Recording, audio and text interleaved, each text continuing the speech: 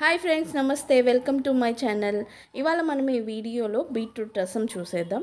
Beetroot రసం అంటే ఏంటో కాదండి, మనం బీట్రూట్ కర్రీ చేసుకునేటప్పుడు బీట్రూట్ని ఉడకబెడతాం కదా, దాని తర్వాత మిగిలిన నీళ్ళని మనం ఇట్లా రసంగా చేసుకొని తినచ్చు. దీంట్లో ఈ వాటర్లో మంచిగా విటమిన్స్ అనేవి చాలా ఎక్కువ ఉంటాయి. సో ఇంకెందుకు ఆలస్యం, లెట్స్ స్టార్ట్.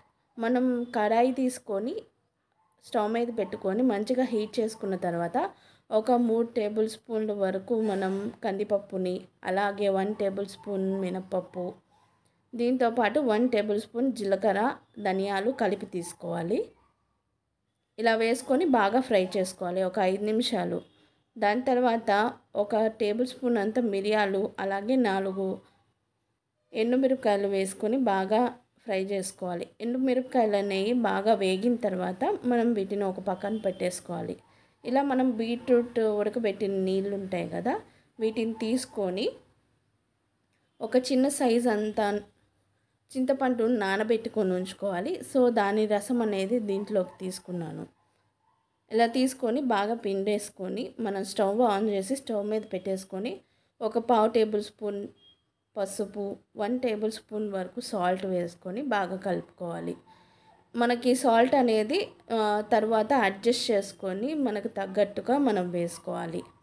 ఇలా మనకి నీళ్ళు అనేది ఒక పక్క కాగుతూ ఉంటే తర్వాత మనం ఈ మసాలాలు ఆల్రెడీ వేపుకొని పెట్టుకున్నాం కదా, వీటిని ఒక చిన్న మిక్సర్ గ్రైండర్లో వేసుకొని దాంట్లోకి ఒక 4 రెబ్బలు వెల్లుల్లిపాయలు వేసుకొని బాగా మెత్తగా గ్రైండ్ చేసుకోవాలి. మనం ఈ రసంలోకి ఒక మీడియం సైజ్ టొమాటోను వేసుకొని బాగా మెత్తగా గ్రైండ్ చేసుకొని ఆ బీట్రూట్ రసంలో కలిపేయాలి. తర్వాత మనం ఒక కడాయి తీసుకొని దాన్ని బాగా హీట్ చేసుకొని తాలింపు గింజలు, దాంట్లోకి ఒక 1/2 టేబుల్ స్పూన్ ఇంగువ వేసుకోవాలి. ఇంగువ లేకపోతే రసం టేస్ట్ అనేది అస్సలు బాగోదు. సో ఇంగువ అయితే స్కిప్ చేయొద్దు. దాంతోపాటు ఒక రెబ్బ కరివేపాకు వేసేసి తాలింపుని బాగా వేయించుకోవాలి.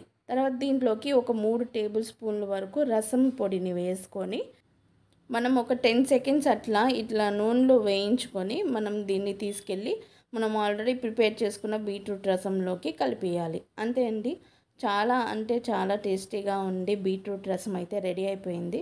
మనకి సేమ్ టొమాటో రసం ఎలా అయితే ఉంటాయో సేమ్ అదే కన్సిస్టెన్సీలో ఉంటుంది. అండ్ అలాగే టేస్ట్ కూడా చాలా బాగుంటుంది.